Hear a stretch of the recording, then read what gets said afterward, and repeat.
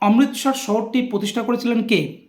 গুরু রামদাস, যাকে চতুর্থ শিখ গুরু বলা হয়। লন্ডনে ইস্ট ইন্ডিয়া অ্যাসোসিয়েশন প্রতিষ্ঠা করেছিলেন কে?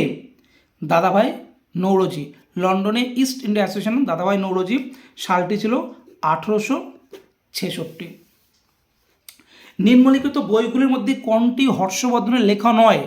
এটা রেলওয়ে গ্রুপ ডি ও এনটিপিসির দুটো পরীক্ষাতে এসেছিল। অপশানগুলো একটু শুনে নাও।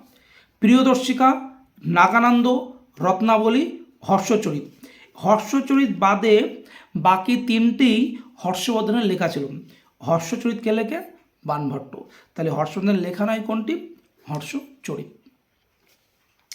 যে সুফি সন্ন্যাসী আজমের সাথে যুক্ত ছিলেন তিনি হলেন কে? যে সুফি সন্ন্যাসী আজমের সাথে যুক্ত ছিলেন তিনি হলেন কে? শেখ মঈনুদ্দিন চিশতি। শেখ মঈনুদ্দিন চিশতি।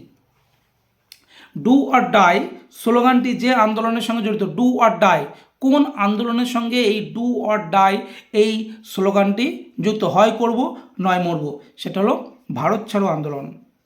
ভারত ছাড়ো আন্দোলন।